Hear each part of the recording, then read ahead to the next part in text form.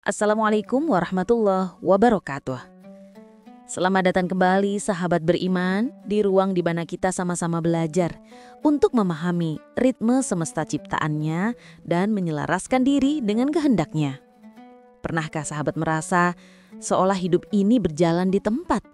Bekerja sudah lebih keras dari yang lain, berdoa sudah lebih sering hingga dahi menghitam, namun rasanya pintu-pintu kemudahan, pintu-pintu rizki masih saja tertutup rapat. Seolah ada gembok tak kasat mata yang menguncinya begitu erat. Kita melihat orang lain yang usahanya tampak biasa saja. Ibadahnya mungkin tak sekuat kita, tapi hidupnya mengalir lancar. Rezekinya datang dari arah yang tak terduga. Lantas kita bertanya dalam hati, di mana letak kesalahannya? Adakah amalan yang terlewat? Adakah doa yang tak sampai ke langit?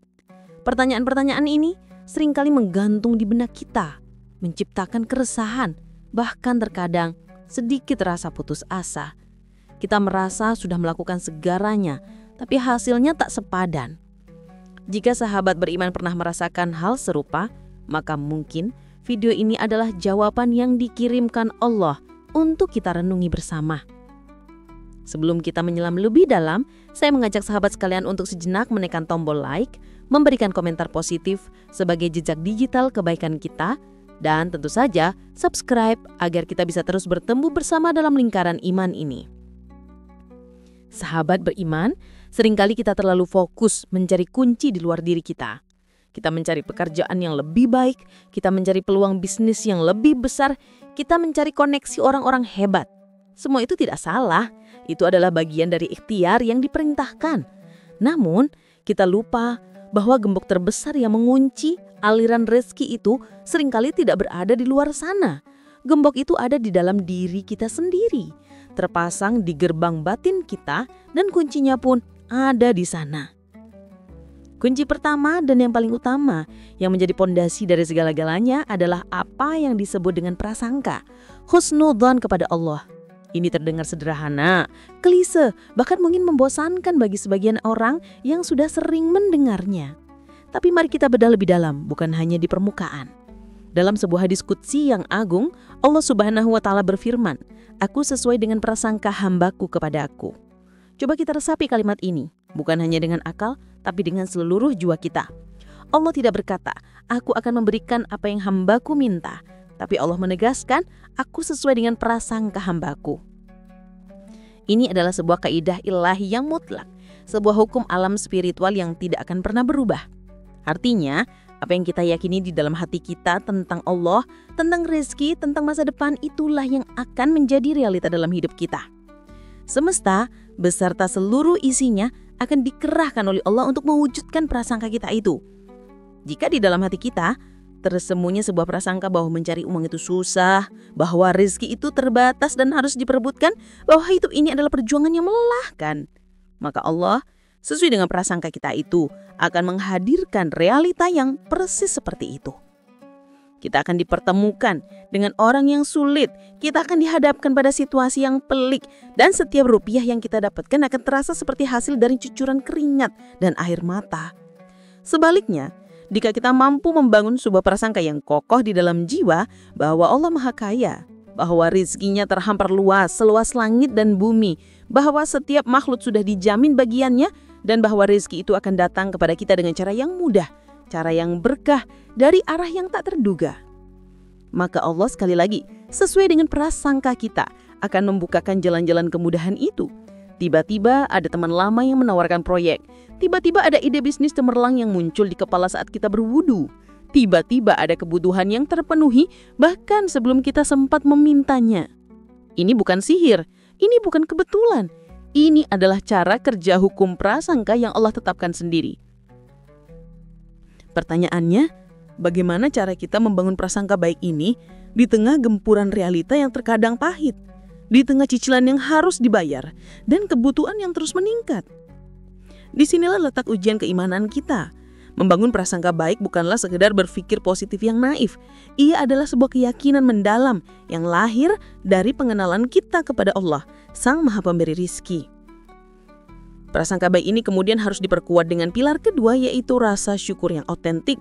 Bukan sekedar ucapan alhamdulillah di lisan, tapi sebuah getaran rasa terima kasih yang meresap hingga ke sel-sel tubuh kita.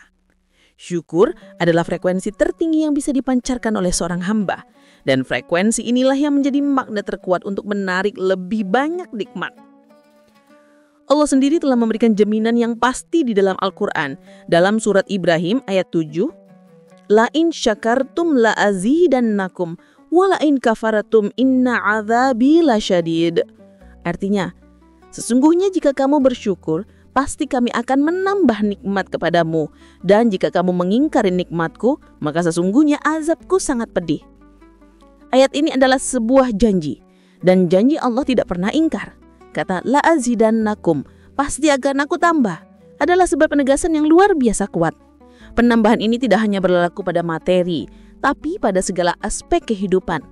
Kesehatan yang bersyukur akan ditambah keberkahannya. Keluarga yang bersyukur akan ditambah keharmonisannya. Ilmu yang bersyukur akan ditambah pemahamannya. Dan tentu saja, harta yang bersyukur akan ditambah kelimpahannya. Lalu bagaimana cara kerja syukur ini? Syukur bekerja dengan cara mengubah fokus kita. Ketika kita tidak bersyukur, fokus kita selalu tertuju pada apa yang tidak kita miliki. Kita melihat mobil tetangga yang lebih baru, kita melihat pencapaian teman di media sosial, kita melihat saldo rekening yang terasa kurang. Fokus pada kekurangan ini secara otomatis mengirimkan sinyal kemiskinan ke alam semesta. Dan sesuai hukum prasangka tadi, kita akan menarik lebih banyak lagi situasi yang mengkonfirmasi rasa kekurangan itu.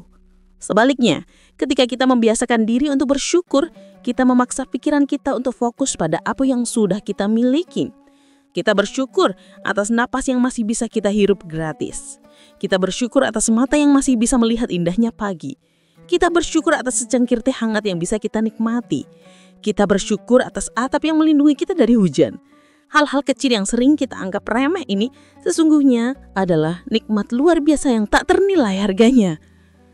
Ketika kita fokus pada kelimpahan yang sudah ada ini, kita mengisi rekening rasa kita hingga penuh. Dan getaran kelimpahan inilah yang akan menarik limpahan materi yang lebih besar lagi. Syukur adalah cara kita memberitahu Allah, ya Allah, aku bahagia dan cukup dengan apa yang sudah Engkau berikan. Dan Allah, Sang Maha Pemurah, akan menjawab, baiklah hambaku, karena engkau sudah pandai merasa cukup, maka aku akan berikan lebih banyak lagi agar engkau bisa lebih banyak bersyukur. Namun sahabat beriman, seringkali ada penghalang, ada dinding tebal yang membuat prasangka baik kita sulit tumbuh dan rasa syukur kita terasa hambar. Dinding itu bernama dosa dan kemaksiatan. Setiap dosa yang kita lakukan, baik yang kita sadari maupun tidak, baik yang besar maupun yang kecil, ibarat noda hitam yang menutupi cermin hati kita. Semakin banyak noda itu, semakin buram pantulan cahaya ilahi yang masuk ke dalam jiwa kita. Dosa juga ibarat sumbatan pada pipa rezeki kita. Air rezeki dari Allah itu mengalir deras tanpa henti. Tapi jika pipa kita tersumbat oleh kotoran dosa, maka yang sampai kepada kita hanyalah tetesan-tetesan kecil atau bahkan lintas sampai sama sekali. Di sinilah letak pentingnya kunci ketiga, yaitu istighfar, memohon ampunan. Istighfar adalah pembersih spiritual yang paling ampuh. Ia adalah air yang menyucikan noda di cermin hati. Ia adalah pendorong yang meluduhkan sumbatan di pipa rezeki kita. Banyak dari kita mengira istighfar hanya berfungsi untuk menghapus dosa. Padahal di baliknya ada janji duniawi yang luar biasa. Coba kita lihat firman Allah di dalam surat Nuh ayat 10 hingga 12. Di mana Nabi Nuh alaihissalam berkata kepada kaumnya, "Fakuntustaghfiru rabbakum innahu kana ghaffara. Yursilis sama'a 'alaikum bidrara wa yumditkum bil mali wa banina wa yaj'al lakum jannatin wa yaj'al lakum anhara." Artinya, maka aku katakan kepada mereka, mohonlah ampun kepada Tuhanmu. Sesungguhnya Dia adalah Maha Pengampun. Niscaya Dia akan mengirimkan hujan kepadamu dengan lebat dan memperbanyak harta dan anak-anakmu dan mengadakan untukmu kebun-kebun dan mengadakan pula di dalamnya untukmu sungai-sungai. Lihatlah betapa indahnya kerja Allah. Kunci pembukanya adalah 1, istighfar, mohon ampun. Hasilnya hujan yang lebat, simbol kesuburan dan rahmat. Harta yang banyak, anak-anak, keturunan, kebun-kebun dan sungai-sungai, simbol kemakmuran dan kesejahteraan. Ini menunjukkan hubungan yang sangat erat antara kebersihan spiritual dengan kelancaran rezeki duniawi. Ketika kita rutin melisankan dan merestabil istighfar, astaghfirullahaladzim, kita sebenarnya sedang melakukan sebuah proses detoksifikasi jiwa. Kita mengakui kelemahan kita di hadapan Allah, kita melepaskan energi negatif dari rasa bersalah, dan kita membuka diri untuk menerima curahan rahmat-Nya yang tak terbatas. Istighfar melembutkan hati yang keras, menenangkan jiwa yang gelisah, dan yang terpenting membersihkan jalur-jalur rizki kita dari sumbatan-sumbatan dosa. Jadi ketika rizki terasa serat, sebelum kita menyalahkan keadaan atau orang lain, coba kita tengok ke dalam diri. Sudah berapa banyak istighfar yang kita ucapkan hari ini dengan penuh kesadaran? Sudah berapa banyak dosa yang mungkin tanpa sadar telah kita lakukan, yang menjadi penghalang antara kita dengan kasih sayang dan kelimpahan darinya? Prasangka baik, syukur, dan istighfar. Inilah 3 pilar pondasi batin yang harus kita bangun dengan kokoh sebelum kita melangkah lebih jauh untuk Setelah pondasi batin itu kita bangun dengan kokoh, setelah prasangka kita luruskan hanya kepada Allah, setelah jiwa kita basahi dengan embun syukur yang tiada henti, dan setelah kerak-kerak dosa kita kikis dengan istighfar yang tulus, maka diri kita kini ibarat sebuah lahan yang telah dibersihkan, digemburkan, dan siap untuk ditanami. Jiwa yang bersih adalah wadah yang siap menerima benih-benih kebaikan dan kelimpahan. Namun, lahan yang subur tidak akan menghasilkan apa-apa jika sang petani hanya duduk berdiam diri.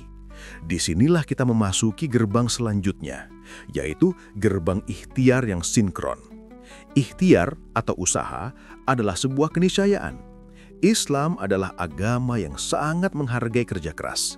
Namun bukan sembarang kerja keras, bukan kerja rodi yang membabi buta dari pagi hingga malam, yang membuat kita lupa pada keluarga, lupa pada kesehatan, bahkan lupa pada sang pemberi kerja itu sendiri. Ikhtiar yang diajarkan adalah ikhtiar yang cerdas, ikhtiar yang selaras dengan pondasi batin yang telah kita bangun. Ketika hati kita penuh dengan prasangka baik kepada Allah, maka ikhtiar kita akan dipenuhi dengan optimisme, bukan kekhawatiran. Kita melangkah untuk bekerja bukan dengan perasaan terpaksa untuk mengejar setoran, tapi dengan perasaan ringan sebagai hamba yang sedang menunaikan tugasnya di muka bumi, sambil dengan penuh keyakinan menjemput rezeki yang sudah Allah siapkan. Ikhtiar yang didasari rasa syukur akan membuat pekerjaan kita terasa nikmat, bukan beban. Kita tidak akan mudah mengeluh saat menghadapi tantangan, karena kita tahu di balik setiap kesulitan ada kemudahan dan hikmah yang tersembunyi. Kita akan lebih menghargai setiap prosesnya, bukan hanya terpaku pada hasilnya. Dan ikhtiar yang diawali dengan istighfar akan membuat langkah kita lebih terbimbing. Hati yang bersih lebih peka dalam menangkap ilham dan petunjuk dari Allah. Kita akan lebih mudah membedakan mana peluang yang membawa berkah dan mana tawaran yang hanya tampak indah di luar namun membawa mudarat. Inilah yang disebut dengan ikhtiar yang sinkron, sebuah keselarasan antara gerak fisik kita di dunia nyata dengan kondisi spiritual kita di alam batin. Usaha kita tidak lagi menjadi sebuah perjuangan yang melawan arus, melainkan menjadi sebuah tarian indah yang mengikuti irama takdirnya. Kita tetap bekerja, kita tetap berbisnis, kita tetap belajar, tapi semuanya dilakukan dengan jiwa yang tenang, dengan hati yang lapang, karena kita tahu hasil akhirnya bukanlah di tangan kita, melainkan di genggamannya. Inilah perbedaan antara seorang pekerja yang beriman dengan seorang pekerja yang hanya mengandalkan kekuatannya sendiri. Yang satu bekerja dengan Allah, yang satu lagi merasa bekerja sendirian. Kemudian, setelah ikhtiar kita selaraskan, ada satu amalan pamungkas yang berfungsi sebagai akselerator, sebagai pemicu ledakan kelimpahan yang sering kali di luar nalar manusia. Amalan itu adalah sedekah. Banyak orang dengan logika duniawi yang sempit menganggap sedekah sebagai sebuah pengurangan. Mengeluarkan uang berarti mengurangi harta. Padahal dalam kamus ilahi, sedekah adalah satu-satunya pengeluaran yang justru dihitung sebagai pemasukan berlipat ganda. Sedekah adalah bentuk nyata dari prasangka baik dan rasa syukur kita. Dengan bersedekah, kita seolah-olah sedang mendeklarasikan kepada Allah dan kepada diri kita sendiri, "Ya Allah, aku yakin Engkau Maha Kaya. Harta yang ada di tanganku ini hanyalah titipan, dan aku tidak takut kehilangannya, karena aku tahu Engkau akan menggantinya dengan yang jauh lebih baik dan lebih banyak." Keyakinan dalam tindakan inilah yang menggetarkan arsy, yang membuat para malaikat berdoa untuk kita. Allah mengabadikan perumpamaan sedekah ini dalam sebuah ayat yang begitu indah di surat Al-Baqarah ayat 261. Mathalul ladzina yunfikuna amwalahum fi sabilillah kamathali habbati ambatat sab'a sanabil fi kulli sunbulatin mi'atu habbah wallahu yudha'ifu liman yasha wallahu wasi'un 'alim. Artinya, perumpamaan nafkah yang dikeluarkan oleh orang-orang yang menafkahkan hartanya di jalan Allah adalah serupa dengan sebutir benih yang menumbuhkan 7 bulir. Pada tiap-tiap bulir 100 biji. Allah melipat gandakan ganjaran bagi siapa yang Dia kehendaki. Dan Allah maha luas karunia-Nya lagi maha mengetahui. Subhanallah. Satu benih diganjar menjadi 700. Bahkan Allah menambahkan kalimat Allah melipat gandakan bagi siapa yang Dia kehendaki, yang artinya ganjaran itu bisa tak terhingga, melampaui angka 700 itu. Logika mana yang bisa menandingi matematika Tuhan ini? Sedekah bekerja dengan cara yang ajaib. Ia melepaskan kita dari belenggu rasa takut kekurangan yang merupakan energi negatif penghambat rezeki. Semakin kita takut kehilangan harta, semakin erat kita menggenggamnya, dan justru energi kelimpahan akan semakin sulit masuk. Sedekah adalah tindakan melepaskan genggaman itu, membuka telapak tangan kita, sehingga tangan kita menjadi kosong dan siap untuk diisi kembali oleh Allah dengan yang lebih banyak. Ia juga merupakan cara kita memancing rezeki. Kita melemparkan umpan kecil kepada Allah, dan Allah akan membalasnya dengan ikan yang besar. Umpan itu bisa berupa senyum tulus, bantuan tenaga, atau sejumlah uang yang kita berikan kepada yang membutuhkan dengan ikhlas, tanpa mengharap pujian atau balasan dari manusia. Semakin ikhlas sedekah kita, semakin kuat daya magnetnya. Jangan pernah menunggu kaya untuk bersedekah, tapi bersedekahlah untuk membuka pintu kekayaan. Selanjutnya sahabat beriman, ada satu pintu rezeki yang sering kali kita lupakan, bahkan kita sepelekan. Sebuah pintu yang jika kita buka dan kita rawat dengan baik, akan mengalirkan rezeki sekaligus memperpanjang usia kita dalam keberkahan. Pintu itu adalah silaturahmi, menyambung tali persaudaraan. Rasulullah SAW bersabda dalam sebuah hadis yang sangat masyhur, barang siapa yang ingin dilapangkan rezekinya dan dipanjangkan umurnya, maka hendaklah ia menyambung tali silaturahmi. Ini bukan sekedar anjuran sosial. Ini adalah sebuah rumus spiritual yang pasti. Mari kita bedah bagaimana cara kerjanya. Secara logika duniawi saja, orang yang pandai menjaga hubungan baik dengan keluarga, kerabat, dan teman-temannya akan memiliki jaringan yang luas. Jaringan inilah yang sering kali menjadi jalan datangnya informasi, peluang, dan pertolongan. Mungkin ada sepupu yang tahu ada lowongan pekerjaan, mungkin ada paman yang butuh partner bisnis, mungkin ada teman lama yang ingin menggunakan jasa kita. Pintu-pintu kesempatan ini lebih mungkin terbuka bagi mereka yang rajin menyapa, bertanya kabar, dan menjaga hubungan dibandingkan mereka yang menutup diri dan individualis. Namun, kekuatan silaturahmi jauh melampaui logika duniawi itu. Secara spiritual, menyambung tali persaudaraan adalah sebuah amalan yang sangat dicintai oleh Allah. Ketika kita berusaha mengunjungi kerabat yang sudah lama tak bersua, ketika kita memaafkan kesalahan saudara yang pernah menyakiti kita, ketika kita membantu anggota keluarga yang sedang kesulitan, kita sedang melakukan sebuah perbuatan yang mendatangkan ridho Allah. Dan di mana ada ridho Allah, disitulah ada keberkahan, disitulah ada kelapangan, disitulah ada kemudahan. Rezeki itu bukan soal angka dalam rupiah, tapi soal rasa berkah di dalamnya. Mungkin uangnya tidak bertambah banyak, tapi tiba-tiba anak jarang sakit sehingga tidak perlu keluar biaya dokter. Tiba-tiba kendaraan tidak rewel sehingga tidak perlu masuk bengkel. Tiba-tiba ada saja yang memberi hadiah atau makanan. Itulah rezeki dalam bentuk keberkahan yang seringkali datang melalui jalur silaturahmi. Maka mari kita periksa kembali hubungan kita, terutama dengan keluarga inti dan kerabat dekat. Adakah hubungan yang renggang? Adakah konflik yang belum terselesaikan? Jika ada, mungkin disitulah salah satu simpul rezeki kita sedang tersangkut. Dan akhirnya sahabat beriman, setelah semua pilar batin kita kokohkan dan semua ikhtiar lahiriah kita tunaikan dengan cara yang benar, kita tiba di puncak dari segala amalan, di muara dari segala usaha. Puncak itu bernama tawakal, berserah diri sepenuhnya kepada Allah. Tawakal adalah seni melapaskan hasil. Setelah kita berprasangka baik, bersyukur, beristighfar, bekerja keras, bersedekah, dan menyambung silaturahmi, maka tugas kita sebagai manusia telah selesai. Selebihnya adalah mutlak urusan Allah. Disinilah banyak orang gagal. Mereka sudah melakukan semua amalan, tapi hati mereka masih terus mencembaskan hasilnya. Kapan ya doaku terkabul? Kok bisnisku belum untung juga? Kenapa aku masih solid? Kekhawatiran dan ketidaksabaran ini ibarat kita menarik kembali benih yang sudah kita tanam untuk melihat apakah ia sudah tumbuh. Tindakan itu justru akan merusak dan membunuh benih itu sendiri. Bahwa Allah adalah keyakinan level tertinggi di mana kita menyerahkan proposal hidup kita kepada Allah dan kita sepenuhnya percaya bahwa Allah akan memberikan jawaban yang terbaik di waktu yang terbaik dengan cara yang terbaik. Mungkin jawaban itu tidak selalu sesuai dengan apa yang kita inginkan, tapi pasti sesuai dengan apa yang kita butuhkan. Mungkin kita meminta kenaikan jabatan, tapi Allah justru memberikan kita kesehatan yang prima. Karena Allah tahu jika kita naik jabatan saat itu, kesehatan kita akan terkorbankan. Mungkin kita meminta keuntungan bisnis yang besar, tapi Allah justru menyelamatkan kita dari partner bisnis yang culas. Inilah indahnya tawakal. Ia memberikan ketenangan jiwa yang tidak bisa dibeli dengan harta sebanyak apapun. Orang yang bertawakal, hidupnya akan ringan tanpa beban.